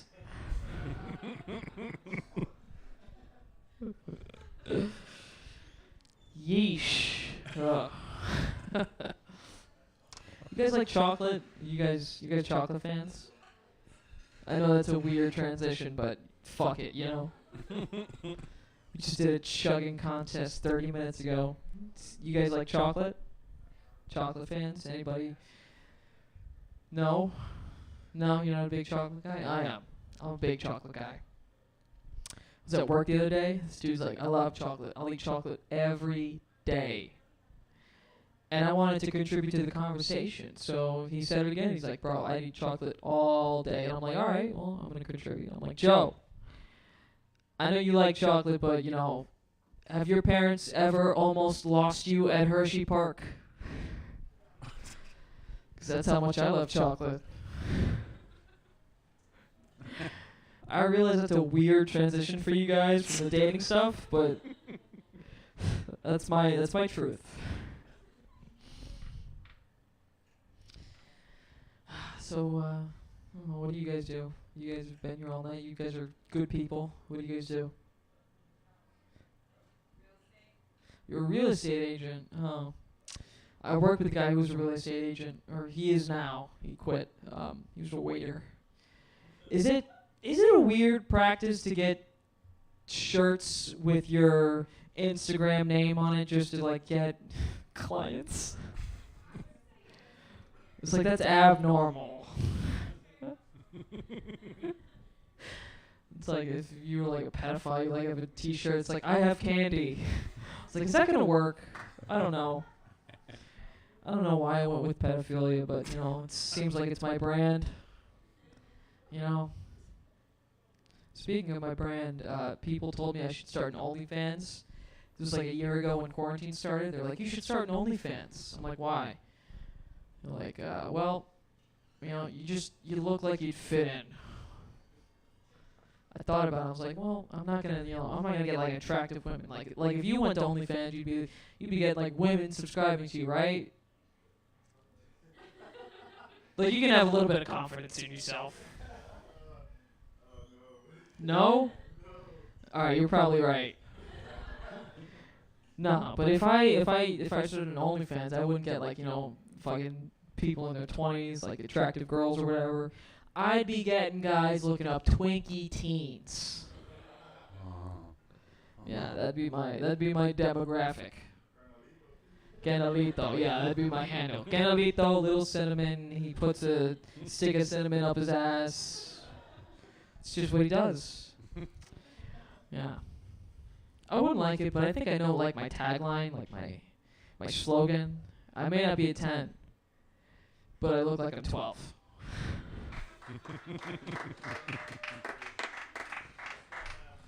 Staten Island. That, in my opinion, that might be funnier than anything I've said in my whole set. Yeah, little boys repping the island. Fucking Staten. No, fucking Staten Island's a weird place. Like, you ever heard the Staten Island accent? Has anyone ever not heard the Staten Island accent? Mm-hmm. It's strange, you know? Like, the Staten Island accent sounds like it should be coming out of 40-year-old construction workers, you know? They're just out there like, yeah, I'm fucking going down the street to go get me a hot dog, you know? You gotta realize, like, families live in Staten Island, you know? There's people who are born and raised, so, like, they get to the age of 10, and they have that accent, you know? Just imagine, like, a 10-year-old open his room. Hey, Ma, I need you to go downstairs and make me a fucking hot dog. Bitch. Yeah, we're working on that one. That's a new joke. How much time have I done? Enough. Enough? I'm just playing. I could. You set me up for that, dude. I did set you up for that. Oh, fucking. I can. Oh, you guys want to hear about cancer? Forever Young. Fucking. You know what I hate? I hate the movie The Fault in Our Stars. Have you guys seen that movie? I mean, obviously you have. I mean, you fucking quintessential. Yes. The Fault in Our Stars is about a young couple who are both, I think they're both diagnosed with a terminally ill disease, cancer. Is it? I've never seen the movie, but I hate it. Jesus. It's just her. You're probably right. Thank you. I'll change the material accordingly. But I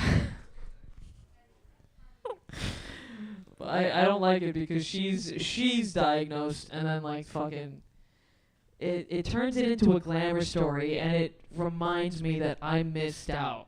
You know, like I got cancer when I was like 3. You know, 3 and 7. I relapsed when I was 7. I missed out on like sympathy pussy. You know.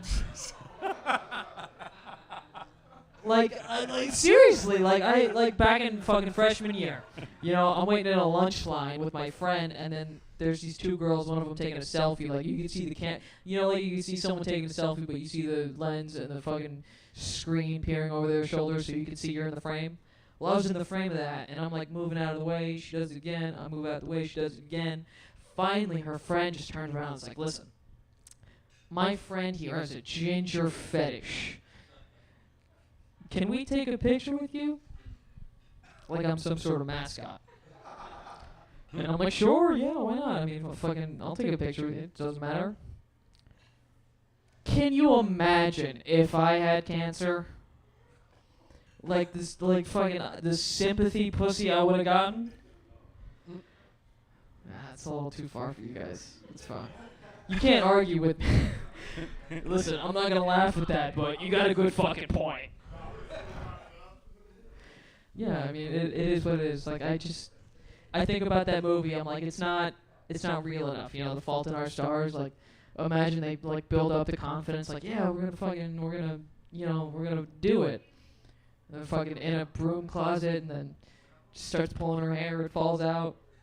Just tugs the hair right out. It's not a fun visual, but if you're a comedy fan, you're like, this is good.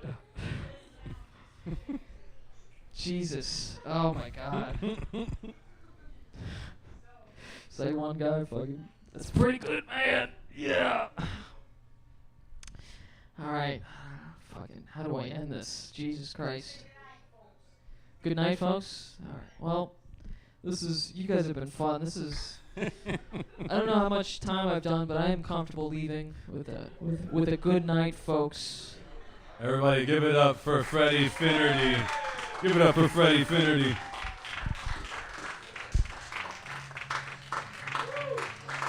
Very good. Get on up here. I love it. Gotta make some way, Ian. Thank you, everybody watching online. We got some good comments online, dude. Hey, man, you're up there, dude. First off, talk a little bit about what it's like getting in front of a crowd, and especially, you know, to people who've never performed in front of people before, especially small crowds, the balls that it takes to get up and stay in your material and keep doing your thing and not getting distracted by and staying confident in your shit. It's very difficult to do, and Freddie didn't have the biggest crowd here tonight. I thought that you did great, dude. You're funny, dude. You get we see him online. Thank you very much. He does this shit on the streets too. Like people walking by him. You can make somebody who's walking by. If you're on the street, like 4 people is a crowd on the street. Like if you can get 4 people to sit by and to like listen to 3, 4, 5 minutes, you're like, that is the part that makes your day on street side comedy. Hell yeah, dude. Did you ever do busking, Ian? You ever busk? Yeah? That's the microphone there. That's all good. You're just a professional. Been doing this for a few decades. You know how to do. Absolutely. Yeah? Where'd you busk? I used to work when I was 15 years old. I quit school. I quit high school. I actually got the one of the teachers to say Ian has no purpose here. How dare they? That's harsh. Because I didn't. I had no purpose there. Was that a good thing or a bad thing? Well, that was a good thing. You weren't into it. There's like you have no purpose here, as in like you've graduated beyond my knowledge. No, I went and I started working in a bar. You're an Irish rover, bro. Started working in a bar with my guitar, and there was this one bar, so I was like 15 years old, and I got down to the bar because I was going to go down and clean, like and vacuum and clean the bar, and the owner wasn't there, so I always carried my guitar with me. And I pulled out my guitar and started playing. Had the guitar case open, and I made like that's what's up. Like $35. That's what's up. And the owner was like, "He's the future of this establishment." Well, I started in that bar. Would you like a it was a bar called the Harp and Heather in Gastown in Vancouver, and I started playing in between the sets of the bands that were playing. Mm-hmm. So they would take a break, and I started playing. So I was like 15, 16 years old. That's that grinding shit, man, that I'm talking about. That you got to start off from the bottom, and you're like, okay, no, actually, but you go through the steps. Oh, absolutely. And like you could tell when people, like, you know what's funny and with things where people become like successful, you recognize it in other people who've been through it. It's like you can't come out of that unscathed. Like comedians, when I talk to like seasoned comedians and you see another seasoned comedian, they give each other the biggest hug because they're like, they know they've been through some mean bush. You don't even get to that point. They worked all the shit clubs. I mean, they worked all the bullshit. I mean, they've been there. Yeah. They've been booed off stage. They've been. It's such a like grandiose feeling when you get that big, like most of comedy. It's like searching for the right crowd. You know, like a crowd that is there to laugh and is there listening and laughing and realizing that this is all material. And if you don't get that, you can't help but get mad at the people. You know, you can get mad at yourself, but at the same time, it's like, well, you're not listening and you're not realizing that this is a joke, or you're just not listening. And if you let me do my thing, it would make this, we would both have a great fucking time. That bothers me when people go to comedy shows and they don't understand that. It's like, what are you here for? You're here to make it uncomfortable for the comedians? Yeah, like, are you mad at Christoph Waltz? We're here to go professional hecklers. Yes. That go in there and that's what Literally. they do is like heckle. They're the cunts. comedians. Let's be honest. We got a question. Sorry, dude. What's your question, bro? Hey, for Ian, kind of two questions related. Do you ever get nervous before you play a show? And then, what's like your favorite venue to play? Either city or area or whatever. I got a great story for you. Like that. About 3 years ago, I played at the Casino Royale, which is in Orillia, Ontario, at the event center. It's 5,000 people. Damn. 5,000 people. That's a lot. Sold out. Packed. $50 a pop. That's a lot of cheese. That's a lot. I look at 75 people. That's a lot. The next week, like 5 days later, we were being appreciated by our hometown in Ballymena in County Antrim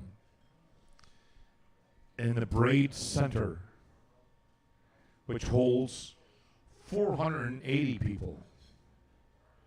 I was more nervous doing that than playing in front of the event center. Like it was because I was in front of my family. There's such an intimacy to small crowds. Like Was big that it? crowds, like it's so easy. Like as a speaking as a comic, it's so easy to like go to a big crowd. Like if I did the Palm Beach Improv on like a New Faces show, everybody on the lineup brings 10 people. So you could say there's 10 people on the lineup, easily over 100 people at the show. It's so easy to go up there with like average jokes, get good laughs, react to them, and then just act professionally. But in a setup like this, I can see who's laughing and who's not. Like, if you guys weren't laughing, I could focus on you, do a punchline that hits you, say, okay, I got them in it again, and then focus on somebody else. Like, it's such a harder workout than a big venue where you can tell, even if 5,000 people, even if half of them are into it, that's 2,500 people. Yeah. Like, out of 10 people, if half you aren't into it, that's 5 people. I can notice that. The different story is 5,000 people paid tickets to come see Yeah, us. there's also that. Yeah. There's like, we were infested, literally. Yeah, they paid to go and see you. They're your fans. Absolutely. Yeah. Yeah, I So love that's that. like that's funny because I was just at Jim Brewer's show the other night, which Jim Brewer was hilarious. This man kills it. I love when he does This his man kills it. James Hetfield. Ooh, yeah, and he's hilarious. But there were some people in the crowd who were just like this the I hate entire that. night. I absolutely hate They were that. in the front. It's like, why are you row. coming out to a comedy show if you're not going to have a fun time? This is the stage, and they are right here in his eye line, like in the peripheral, and they're just sitting there like this. King of And it's Queens. like, what are you doing here? I mean, can you at least understand the guy's up there and trying to get some laughs, and people just like don't seem to. Like I said, like comedians, to me, that's the toughest job I've ever seen. For performers who see what comedians do, it is hard, dude. For comedians, it's like if you die, you're dying a death. Yeah, you that's. know, like and You're you have to looking get for a comfortable with specific that. reaction. It's like looking for like a specific chemical I was reaction. like, and how do I get out of this? Yeah. Like how would you Okay, how nobody's would you laughing. handle it if you play a show and like everybody's not like jumping around? It'd be like, well, we're still I got my performing. guitar. Exactly. I got my guitar. I Just go into a dial song. in. Yeah, dial in. Okay, that didn't work. I go into a song. Even if you're not reacting, like let's say you go to a crowd that's fucking high off their ass, right? And you're performing music, you can still tell yourself like, yo, they're too zooted to even move. They're really into this. They're entranced. No, at an Irish Rover concert, no. They're- You I'm so sympathetic. Not smelling a little bit of that wacky tobacco in they're the between crowd there? Wacky tobacco, that's fine. No, at an Irish Rover between 8 and 80. So Literally 80 and then 8 where they're like, this is a 80. legacy. Dude, I'll tell you what, I guarantee you there's some people fucked up in that crowd. You still might not even pick up on it, though. But it is funny, though, the vibe, and you, both of you guys could talk to this. There are good crowds and bad crowds. Absolutely. And 100%. and it's hard for you to understand because it's like absolutely you can go into your shit and it seems as though every crowd needs at least that one group of people that's super into it to allow them to give them the green light to laugh or to cheer or whatever. It's that's a your weird, honeypot. It's a weird like kind of thing that happens. Like where I did Carlos Miguel, E.R. Bradley's.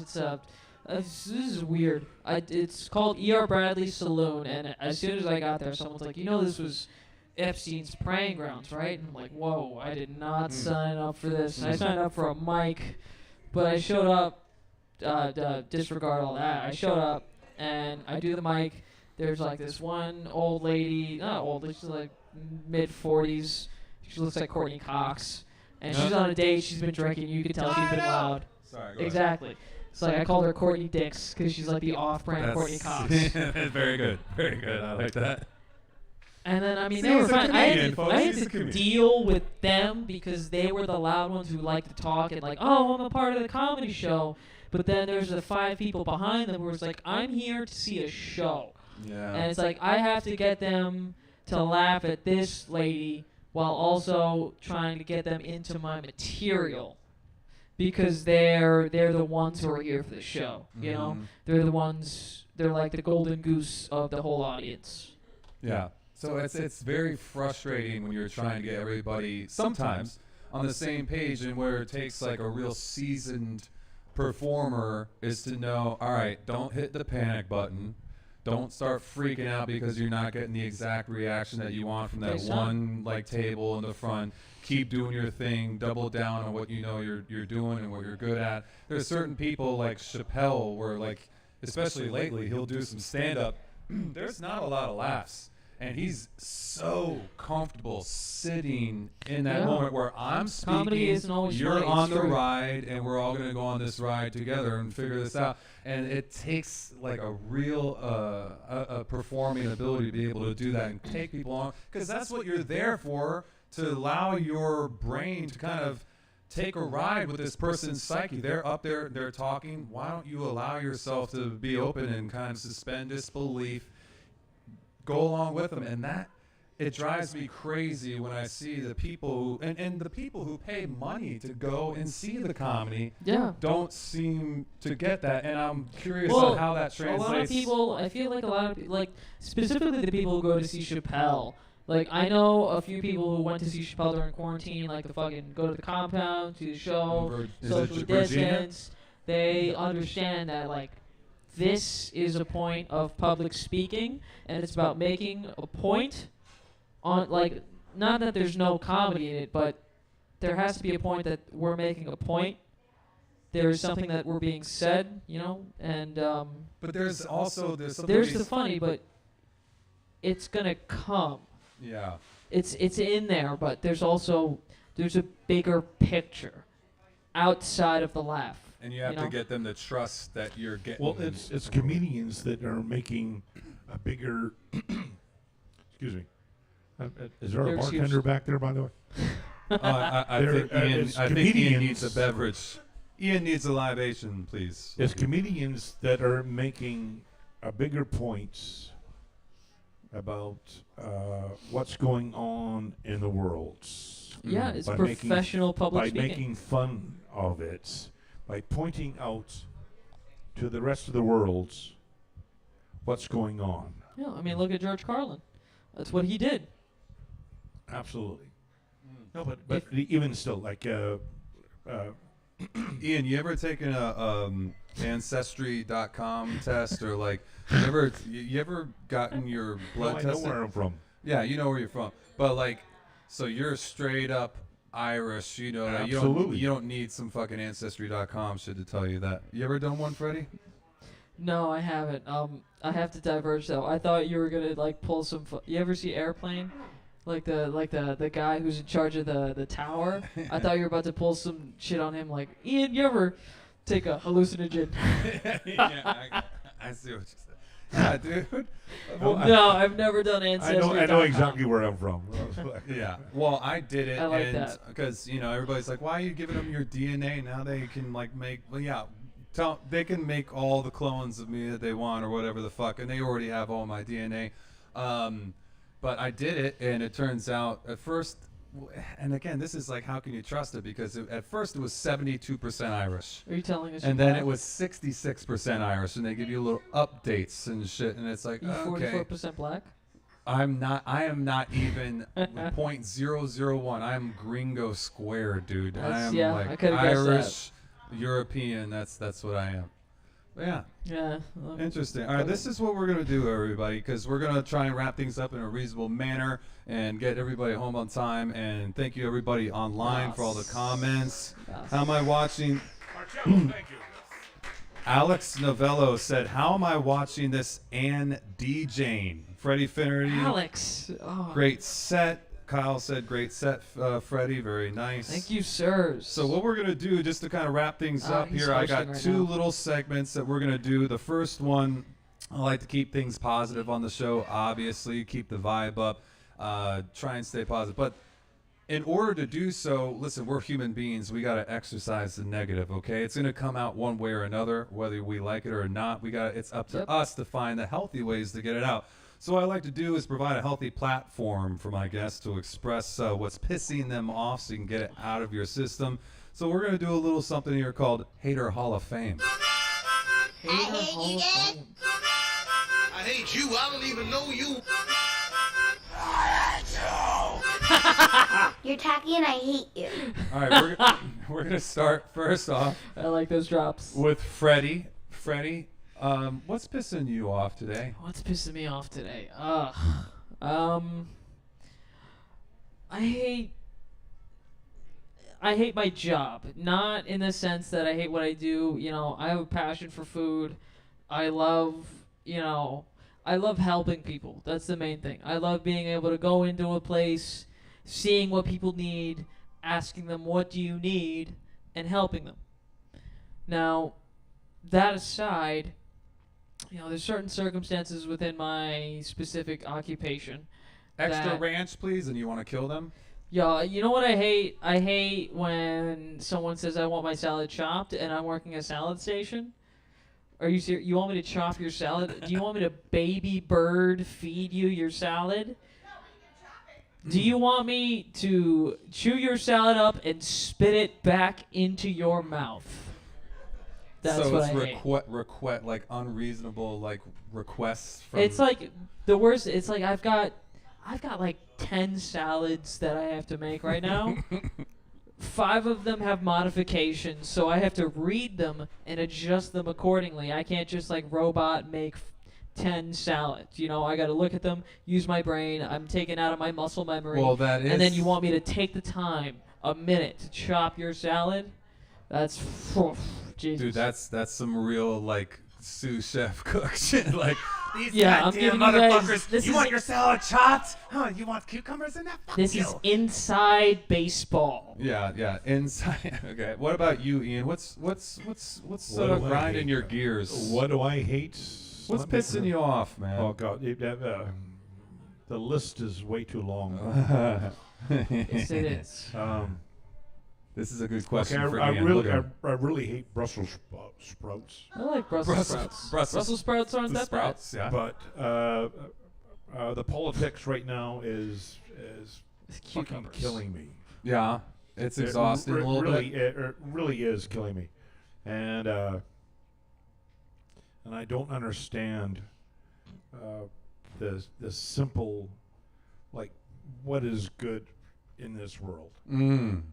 Okay, just everybody just be good to each other. It's like it comes back to that golden rule shit, right? Man, like just treat people. It's like why do we have to judge on politics when it comes down to just, morals? Just like yes, you know, and Staten Island. That's all it is. It's just, you know, I'm not a religious person, and I consider myself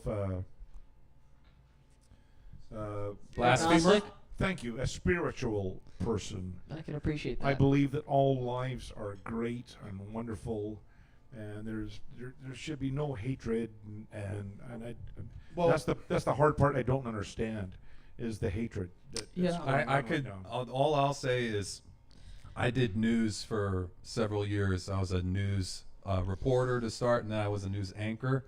Jeez. And got like a front row view of just kind of like how the sausage is made with media and news and shit in 100%. This country, and it's very disconcerting. Like, you'd be surprised how much like dissensions created, and how people pick and choose, and there is very much this big business of dividing people and getting people fucking going against each other, and it sells. Yeah, and it does, because if it bleeds, it leads sort of shit, and unfortunately is like a sad reality, and something I kind of took pride on the short time that I was in news. I was trying to talk about important shit or good shit, but when you're trying, that's the thing people talk about, like, oh well, MSNBC being super left or Fox being super right, they must be instructing these people in order what to say. No, these people are going on there and saying what they think their bosses are going to say, and the bosses reward them accordingly, with or without like acknowledgement of exactly what they want them to do, and they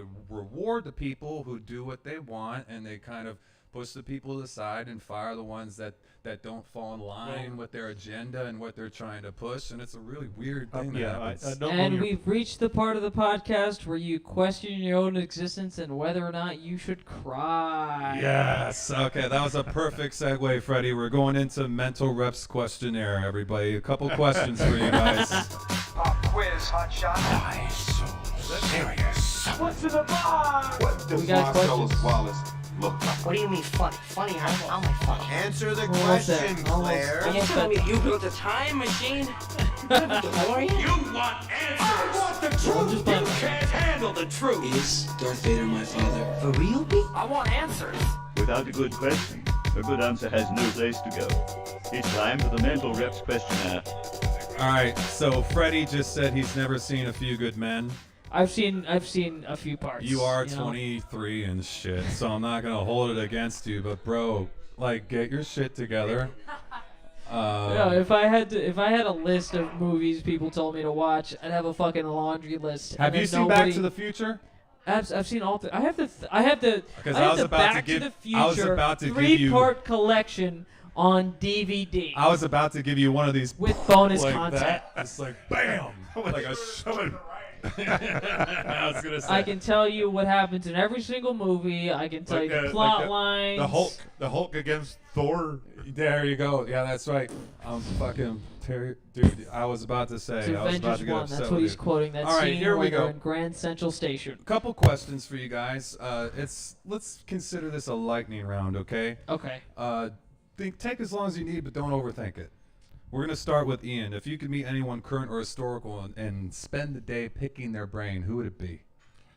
Oh, James Joyce. James Joyce.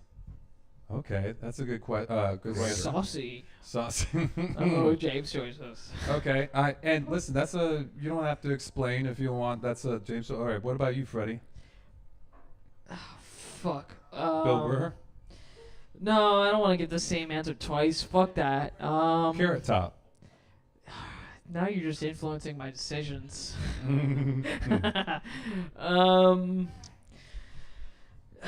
Did you say alive or dead? Alive or dead. Dude. Alive or dead. Who do I want to meet? I don't know. Fucking George Washington. All right, dude. See what the those father of teeth? our country. I want to meet my dad. I don't know. All right, George Washington. See what those wooden teeth are all about. Like. Yeah, you know, fucking what were dentures like back in whoever. I'm in a Facebook group about dentures at a young age. What were dentures like when they were made out of wood? All right. That's like a conversation I want to be a part of. If you had one round trip ticket in a time machine, when and where would you go? Oh gosh. Okay, that's a great question. You know what? The grassy hills of Dublin. No. I would. Okay, do I have to go like back in time or You go forward? forward, go back, do whatever the fuck you want. You got a time machine, Doc Brown. Listen, I listen. When I was on the road, sorry, go ahead. I would in my van. We would leave a gig. All right. We would leave a gig like 2:00 in the morning, and this is like northern Ontario, and I would pull over after a like 4-hour drive, and gaze up to the stars. And High as fuck, right?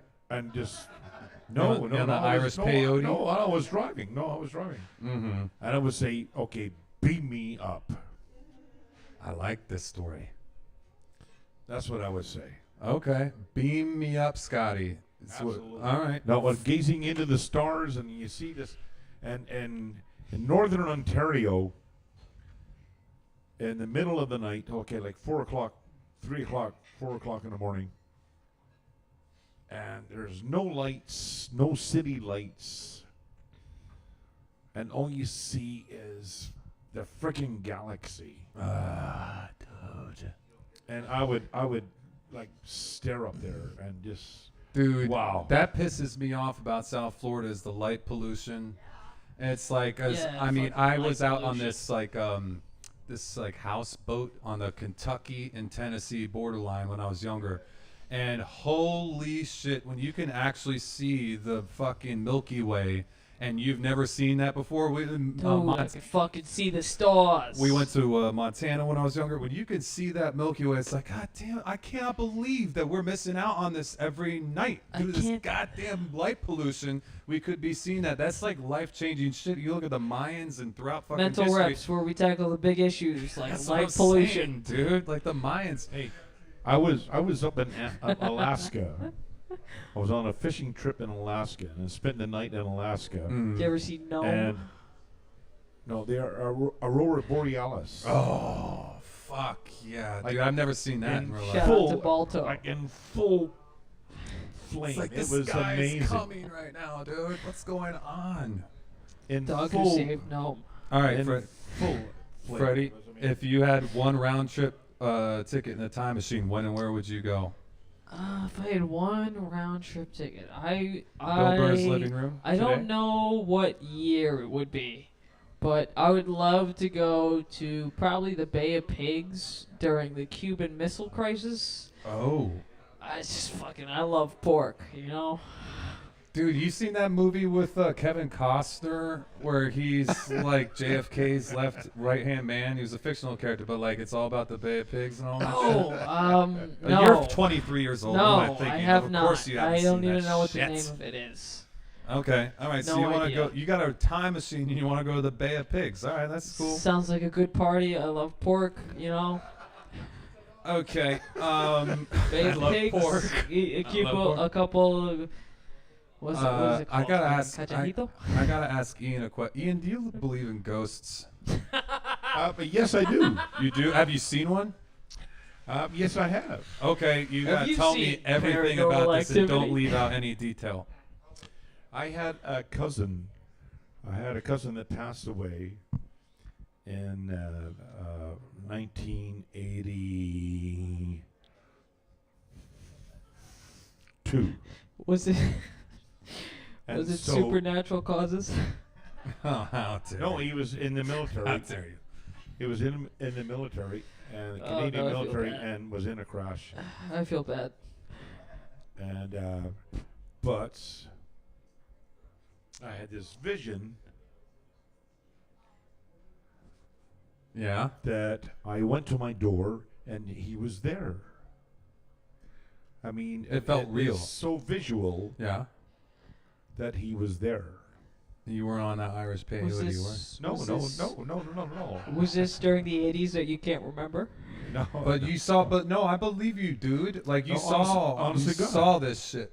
And I'm not a religious person, but this was. You believe in spirit? Yes. All Yeah. right. Okay. I like that. Yeah. What about you, Freddy Finnerty? What was the question? Do you believe in ghosts?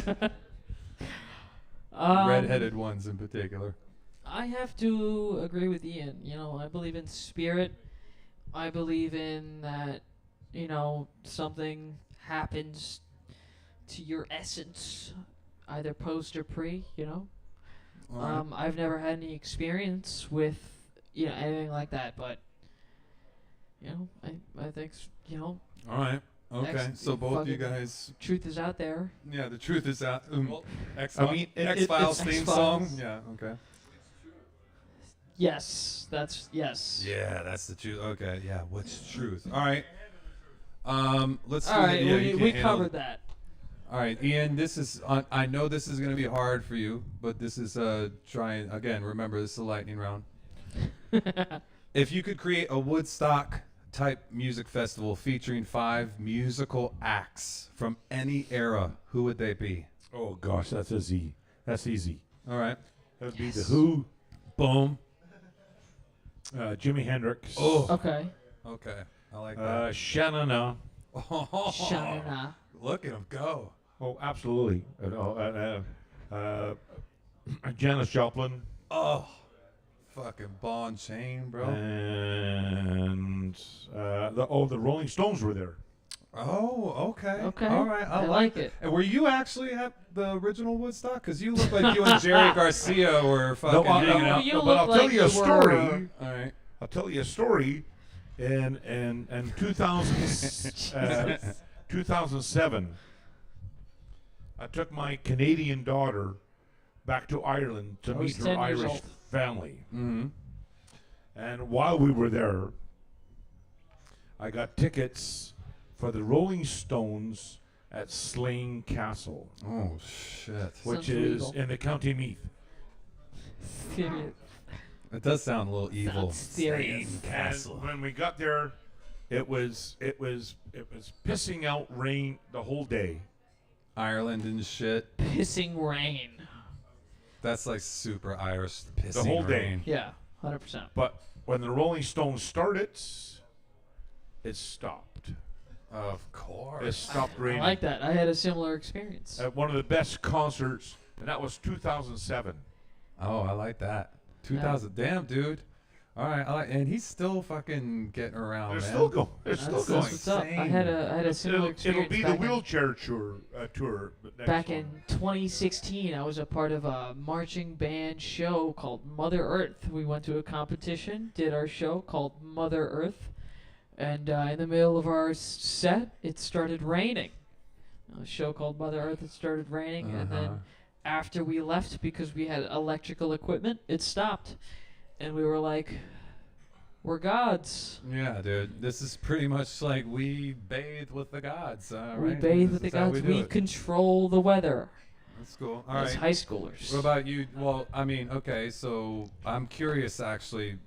What would your Woodstock, my Woodstock that lineup? 23-year-old All right, ginger? fucking don't judge me for this. What we got in your Woodstock shit? We got Rush off the bat, Tom Sawyer, Spirit of the Radio. I thought you were and gonna then say some One immediately Republic immediately after, we're going straight into the Wu-Tang Clan. Oh, okay. After Wu-Tang, 36 Wu-Tang's gonna Chambers build of it Death, up. son? Wu-Tang's gonna build it up. After Wu-Tang, we're gonna follow it up with some Alabama Shakes. You know, we're not doing genre, same genre after genre. We're gonna keep it like opposite ends of the spectrum. Like if you're not into it, It's amazing that you love Rush. Yeah. A Canadian band. Correct. Yeah. Excellent I just love interjection. that. He spent some time in Canada. He likes poutine. All right, well that's 3. That's 3, correct. After Alabama Shakes, let's say we follow it up with some Griselda, some underground rap right now, if anyone doesn't know. And then that's Look at this 4, little fucker and so go. the 5th one, let's go with, fuck it. Well, AC/DC will headline and fucking finish out the show. I like that. Okay, you should have said It's Irish very Rovers, odd. but it's a good answer. I like that. I should have, but I don't pander, and I was just fucking rolling off the top of my head. Okay. For both of you, we'll start with Ian. Tell me about somebody who changed your life for the better. Oh, wow. This is the second to last question. And you know what? I went to a concert, and it was Emerson, Lake and Palmer, when I was like 16 years old, 16, 17 years old. Fuck. Okay. And that blew me away. I realized that how much music could change. You know, it wasn't just acoustic guitars. It wasn't just folk music. It wasn't just a band. Emerson, Lake and Palmer came on, and it was their album Brain Salad Surgery, and I was fucking blown away, totally blown away. I only knew of their one song, which was Lonely Man. And when I went to their concert, I was like, wow, there's 3 guys. Keith Emerson, Carl Palmer, and Carl Lake. And that just blew me away. And I thought to myself, like, okay, music is so open. Yeah, this is something different. You can do whatever you want. Yeah, that's dope, man. I like that. Ian. I That's was a cool totally story. blown away. So And you I have was- these musicians where they showed you kind of the path, right? They you the showed path. me. They showed me that everything is possible. Yeah, beyond music too. I mean, that was the beginning of Keith Emerson and Moog synthesizers, and he had this massive fucking synthesizer, and a B3 organ and a piano, and he would rise up in the piano, and it would like rotates, and one of the most amazing like, shows what I've the fuck ever is going seen. on? Yeah, dude, that's cool, man. I like that. I like that answer. What about you, Freddie? Can you repeat the question, sir? Tell me somebody who changed your life for the better. Somebody who changed my life for the better. And it could be your mom. Don't worry. Like you could. Be your mom. Adolf Hitler. No, fucking. You want a little? Yeah, that's I know, a that big was a little leap heavy. there I'm from your fucking- mom I'm to kidding. Adolf, bro. Who changed my life for the better? Let's go with an easy one. Patrice O'Neill. Patrice Oh, O'Neill that's a is good a dignified comic who died back in 2010 from, I believe, a heart attack. He just preached that comedy is honesty, your own truth. He died living by the fact that, whatever you do in your life, you shouldn't be held back by any sort of preconceived notion or any, thing you felt was weighing on you. Your truth is your truth, and you should live it no matter what. I like that. I like that answer. Very good. Yeah. Patrice O'Neill, OG. Anybody who doesn't know who Patrice O'Neill is, Killing Is you need Easy to go and documentary on Comedy Central. Yeah, YouTube that motherfucker immediately. 100%. That's good shit. All right, one more question for the Mental Reps questionnaire. If you had the world's attention for 15 seconds, Ian, if you had the world's attention for 15 seconds, what would you say? If I had the word, you know what? Just be nice to each other. This is a tough.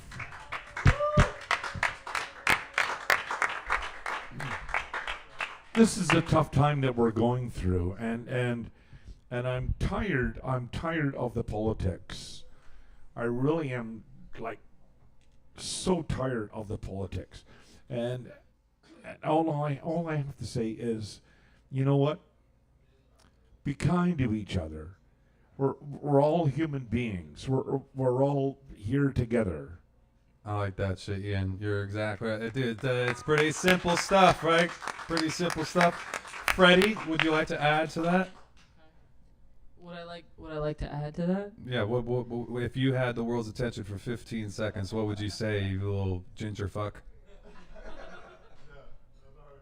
I'm very funny. I'm very funny. Please book me. Please book me. Please book me. Please book me. I'm very funny. I'm very funny. I'm very funny. You could book me. You could find me at Cooking Up Comedy. I'm very funny. I'm very funny. I'm very funny. I'm very funny. I'm very funny. Very good. Very good.